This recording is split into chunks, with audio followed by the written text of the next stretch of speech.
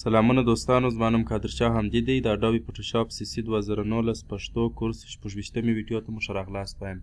دوستانو په تېره 25مه ویډیو کې موږ پر پلیس امبیډډ، پلیس لینکډ او پیکیج باندې کار وکړی. نن راځو دوستانو په اوټومیټ کې پر بیج، PDF پریزنټیشن او دغه رنګه پر کریټ ډراپلیټ باندې کار کوو. نو دوستانو بیج اول موږ بیج آپشن لرو. د دې لپاره کارول کیږي دوستانو که چیرې موږ غواړو چې پر څو فایلونو باندې موږ یو عمل په یو وارې ترسره کړو. یعنې مثلا زه 15 PST فایل لرم، د فوټوشاپ فایلونه لرم، یا 6 یا 9، یا مثلا د فایل څخه به هدف واخلو چې عکس یا ډیزاین زه غواړم پر دې ټولو 15 یا 6 په یو وارې یو عمل ترسره کړم. مثلا یو افیکټ ورکړم، یا یې تورو سپین ته واړوم، یا مثلا یو بل دغه رقم افیکټ ورکړم، نو هغه د بیج له لارې موږ کولی سو دا کار ترسره کړو. د هغه دپاره دوستانو دغه فایلونه باید په مشخص فولډر کې په جلا جلا فولډرونو کې بیا کښیږدو او وروسته راځو بیج ته. تاسې ګورئ دوستانو داسې یو اپشن ماته راخلاصیږي. زه به اول دا ایسته کړم، تاسو ته به وښیم چې تاسو باید دا فایلونه څنګه کښیږدئ. په دې ځای کې ګورئ دوستانو په دې ترتیب باید تاسې خپل فایلونه کښیږدئ. د 1 څخه تر 5 پورې ما دا فایلونه ایښي دي، ټول PST فایلونه دي، هر یو ځان ځان ته دی. نو راځم په دې ځای کې دا فایلونه هم داسې علیحده شی نه دي، فقط دا یو ډیزاین یا هم عکس کیدلی سي، هر شی کیدلی سي، خو فقط زه چې د فایل نوم اخلم په دې چې دا د فوټوشاپ ډاکومنټس دي، یعنې PST دي. نو زه به دا ایسته کړم، راځم فایل ته اوټومیټ او دلته بیج په کلیک کړم. تاسې ګورئ دوستانو داسې یو اپشن تاسې ته راخلاصیږي. په دې ځای کې سیټ ډیفالټ اکشنز دي. دلته موږ اکشنونه لرو، یعنې دا اکشنونه په دې معنا چې په دې ځای کې موږ دغه افیکټونه اپلای کولی سو. اول چې دی دوستانو ویګنیټي سلیکشن دی چې ځینې لایرونه د ستاسې په فایلونو کې څه کوي غیر فعاله کوي. دوهم دوستانو فریم چینل دی چې هر لایر ځان ځان ته انتخابوي دی. او بل ووډ فریم دی دوستانو چې ټولو عکسونو یا ډیزاینونو ته چې دا موږ ورته انتخاب کړي دي یو لرګین بارډر ورکوي. دا رقم بارډر ورکوي لکه د لرګي څخه چې مثلا دغه بارډر دی د اوله سره ولري، داسې یو شی ورکوي. کیسټ شیډو د دوستانو چې د خط لایرونو ته یو ډول سایه ورکوي.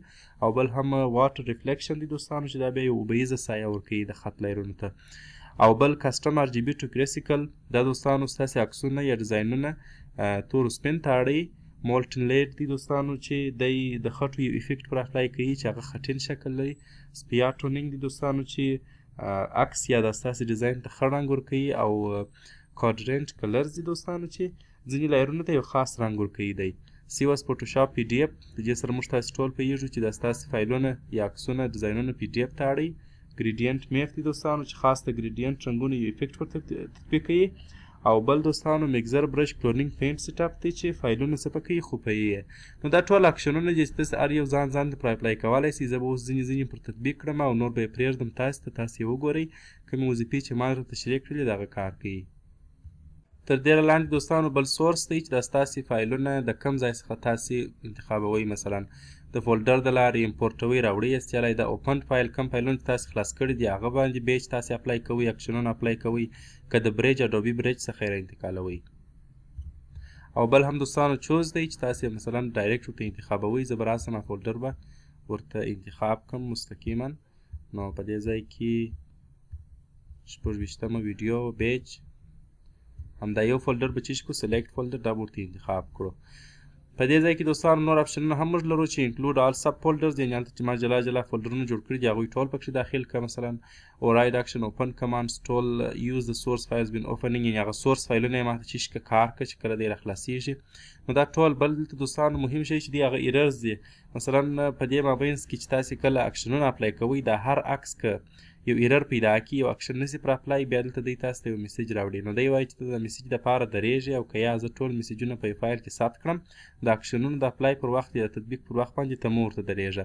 دا دغه کار کوي دوستانو. اوس بیا موږ اپلای کړو، بیا به تاسې ووینئ چې دی درېږي، او که نه زه بیا سټاپ کړم نو بیا به دی درېږي. او په دې ځای کې دوستانو بل ډیسټینیشن موږ غواړو چې نان، یعنې مثلا عکسونه راته راخلاص کړه، اکشنونه پر اپلای کړه، ثبتوه یې مه، د لید خلاص وي. وروسته زما اختیار دی چې زه ثبتوم که نه ثبتوم. سیو اینډ کلوز ما ته عکسونه راخلاص کړه، ډیزاینونه اکشن هم پر اپلای کړه، په هغه اصلي فایل کې هم چیش کړه، ثبت کړه، وروسته یې بند کړه. او بل فولډر ځان ځان ته فولډرونه کې ثبت کړه. نو زه راځم نان کوم او دلته به راسو یو اکشن به پر اپلای کړو چې زه ورته وایم چې دا ډیزاینونه ما ته ټول تورو سپین ته واړوه. اوکې به یې کړئ. ګورئ دوستانو دا هغه ایرر دی چې ما درته ویل چې ځینې لایرونه یا دی نه اړوي یا تاسو ته یو پیغام راوړي، نو دی اوس سټاپیږي د هر یوه دپاره. کنټینیو مرج.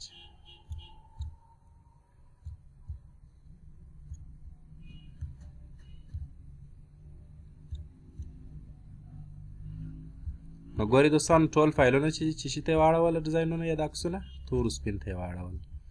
پر ټولو باندې په یو وار یو عمل ترسره کوي، یو افیکټ پر ټولو په یو وارې تطبیق کړئ.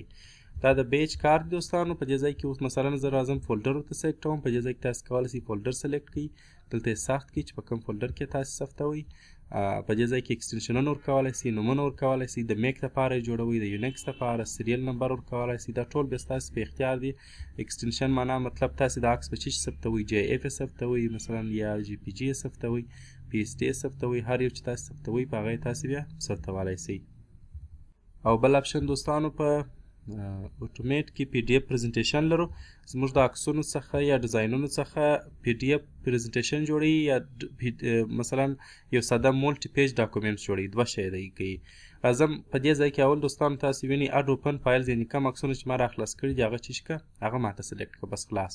په دې عکسونو کې مثلا اوس غواړئ یو چیز کې کاپي ځینې واخلئ، ډپلیکیټ کلیک کړئ، یا غواړئ چې یو ریموف کړئ، دلته کولی شئ ریموو یې کړئ، یا سورټ بای نیم د نامه د لحاظه یې ماته چیش کړه سورټ کړه، فلټر وکړه.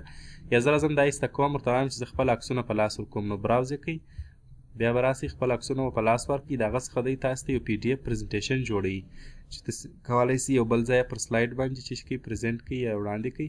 نو زه راځم دلته په دې ځای کې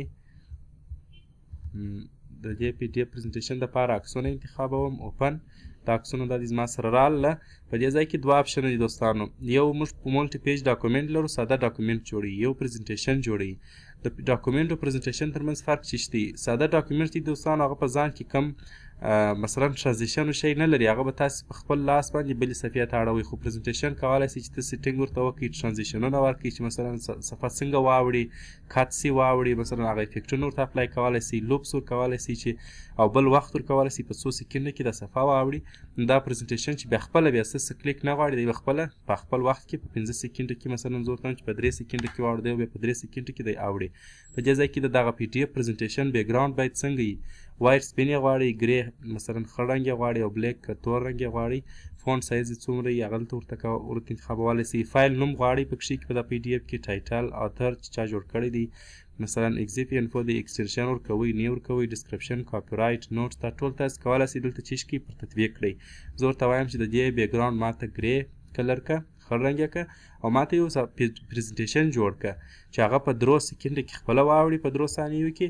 او دلته یو دغه به هم زه پر اپلای کم، البته یو ترانزیشن، نو دی به سیف کړئ.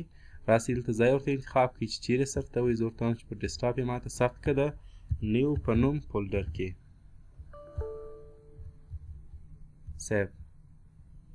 سیف پی ډي اف. راځم دی ثبت سو، دی به یاس کړئ. تاسې ګورئ دوستانو داسې یو پریزنټیشن موږ ته جوړ سو. په خپل وخت کې دی په خپله اوړي، او دلته یې ټایټل او نومونه هم ورکړي دي.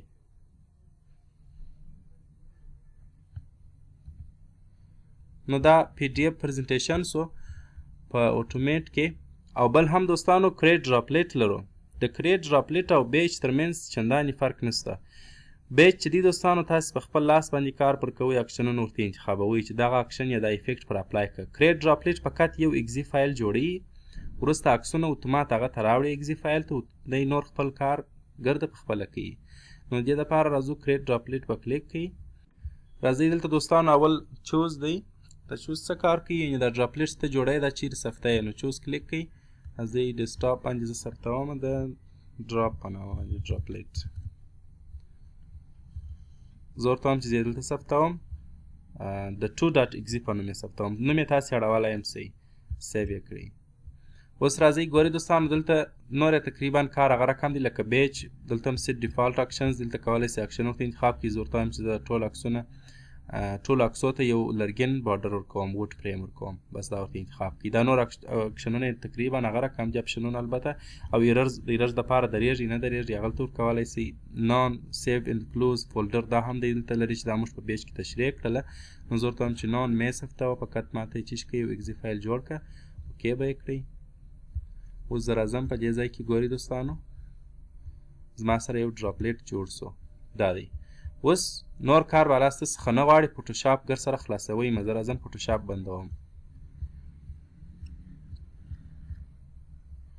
کله چې فوټوشاپ بند سو اوس راځم غواړم چې پر دغه 4 عکسونو باندې هغه اکشن یا هغه افیکټ چې ما هلته ورکړی و چې مثلا د عکسونو ته باید یو لرګین بارډر ورکړي هغه اپلای کړم فوټوشاپ نه خلاصوم راځم عکسونه انتخابوم مستقیما یې راوړم ډراپلیټ باندې ایږدم په دې ترتیب یې تاسې چیش کې کښېږدئ اوس دی اتومات فوټوشاپ خلاصوي او خپل عملیات سرته رسوي کنټینیو